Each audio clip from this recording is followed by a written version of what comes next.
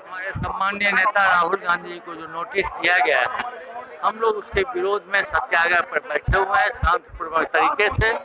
और हम लोग समझते हैं कि जिस तरह से देश में लोकतंत्र पर खतरा उत्पन्न हो गया है, हमारी जो सरकार है 8 साल के कार्यकाल में कोई विकास काम नहीं की, लोगों को डराने और धमकाने का काम की, सेंट्रल एजेंसियों का दुरुपयोग करने का काम किया, हमारे अन्य नेताओं को जो विपक्ष में है उनको भी फंसाने का काम किया गया। अब लास्ट में उन्होंने राहुल जी को टारगेट किया है, जिसमें कुछ होना जाना तो है नहीं, लेकिन देश को दिग्भ्रमित करने के लिए यह कार्रवाई की गई है। तापती धूप अभी तो 47 डिग्री है, 46 डिग्री है, हम 50 डिग्री और 55 डिग्री 60 डिग्री 100 डिग्री रहेगा ना तो भी बैठेंगे राहुल जी के लिए, क्योंकि ये जो तानाशाही सरकार है ये नहीं चलेगी।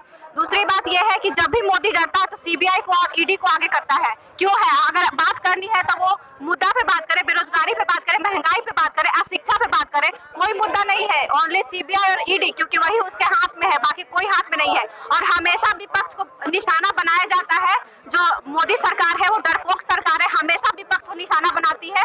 जो कि अभी हमारे राहुल गांधी जी जब तक वो रहेंगे, जब तक उनसे पूछताछ होगी, तब तक हम लोग यहाँ पे धरना पे रहेंगे, चाहे वो 12 बजे रात हो या कल हो, जितना बजे होगा हम लोग धरना पे रहेंगे। एक तरह से भारत की आवाज को बंद किया जा रहा है।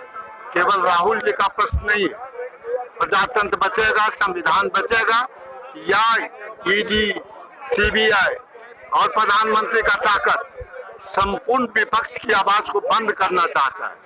यह देश में ये व्यवस्था बहुत लड़ाई के बाद मिली है और इसको हम बर्बाद होने नहीं देंगे।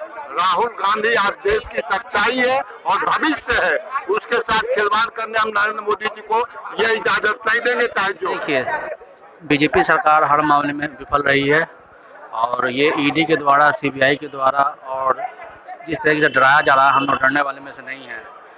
ये लोग बेरोजगारी पे बात नहीं करते हैं, किसानों पे बात नहीं करते हैं, मुद्दे की बात पे बात नहीं करते हैं। इनको सिर्फ हिंदू, मुस्लिम, मस्जिद, मंदिर और हर तरह के जो है फितना फसाद फैलाने में लोग रहते हैं।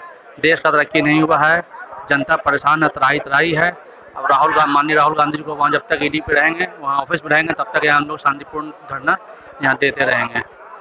और ये लोग महंगाई पे बात करने को तैयार नहीं है। बीजेपी सरकार हर जगह विफल है, हर जगह हिंदू, मुस्लिम, मस्जिद, मंदिर और शिवलिंग, पता नहीं क्या क्या दंगा पे उलझाए हुई है। मुद्दे का इसी सवाल जवाब जनता नहीं करे, इसीलिए इसको गुमराह करने के लिए मंदिर, मस्जिद आपस में जनता को लड़ाना चाहती है बीजेपी सरकार।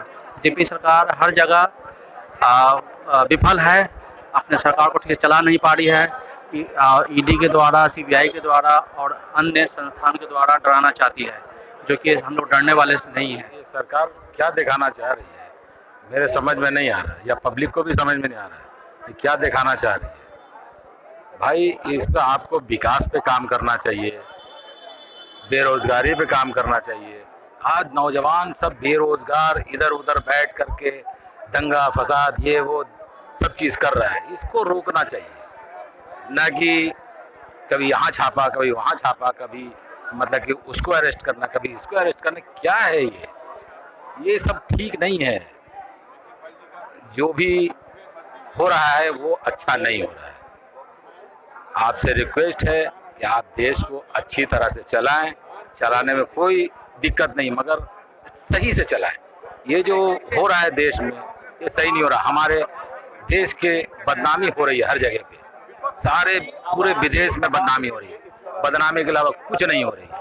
इससे और बेरोजगारी बढ़ेगा और लोग भुखमरी के शिकार होंगे।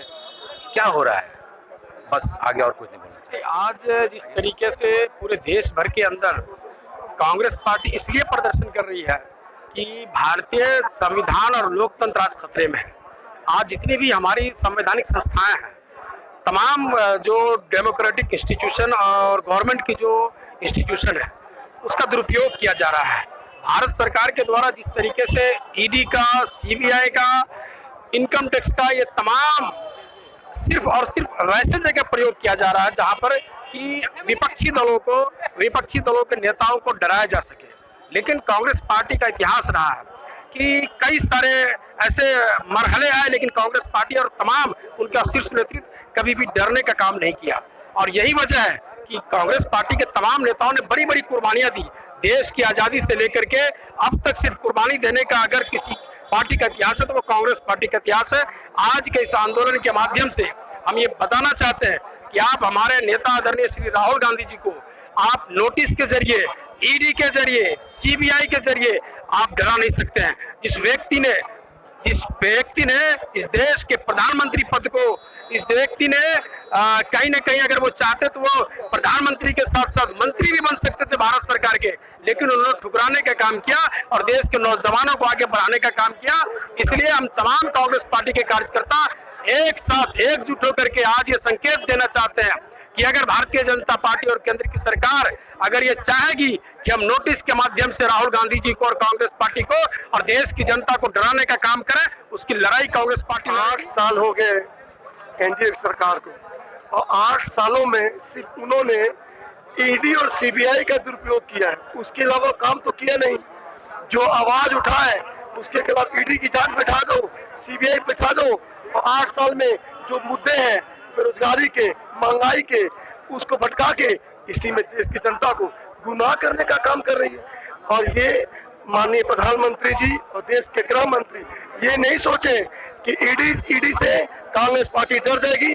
हम लोग राहुल गांधी के एक देश के कार्यकर्ता, एक देश का नौजवान, 130 करोड़ की जनता देश के खड़ी है राहुल गांधी के सामने। आज मांग यही कर रहे हैं कि जो ईडी की जो जांच है इसको आप लोग हटाया जाए और इसको जो झूठ आप लोग जो फंसा रहे हैं इसको वापस किया जाए। देश के अंदर में जब भी कोई जनता की आवाज उठाएगा कोई नेता, उसको दबाने का काम जितने भी संवैधानिक संस्थाएं हैं दुर्भावनापूर्ण उसका उपयोग किया जा रहा है भारत सरकार के द्वारा। आप बताइए, राफेल घोटाले की बात उठाने का काम, जीएसटी जैसे समस्या की बात उठाने का काम, नोटबंदी, किसानों की समस्या, जितना लॉकडाउन में लोग परेशान हुए उसकी समस्या उठाने का काम अगर कोई देश के अंदर में करता है तो वो राहुल गांधी मात्र एक नेता है जो सबसे बढ़ करके, आगे बढ़ करके बहादुरी से आम जनता की आवाज बन करके उठाने का काम करते हैं। जब भी कोई लोकतंत्र में सरकार के खिलाफ में आम लोगों की आवाज को उठाएगा, ये सरकार उसको दबाने के लिए जितने तरह के आईडी, सीआईडी, जो भी है, सीबीआई, सारा तरह का तंत्र दुर्भावनापूर्ण लगाते हैं। आप बताइए ना भैया, से कहना चाहते हैं आज जो जन समस्या है पिछले 45 सालों में सबसे ज्यादा गरीबी है, बेरोजगारी है, भूखमरी है, गरीब होता जा रहा है और इनके उद्योगपति अमीर होते जा रहे हैं। अमित शाह के बेटे की कंपनी लगातार दिन दुना रात चौगुना उन्नति तरक्की कर रहा है, आप उस पर क्यों नहीं इंक्वायरी करवाते हैं?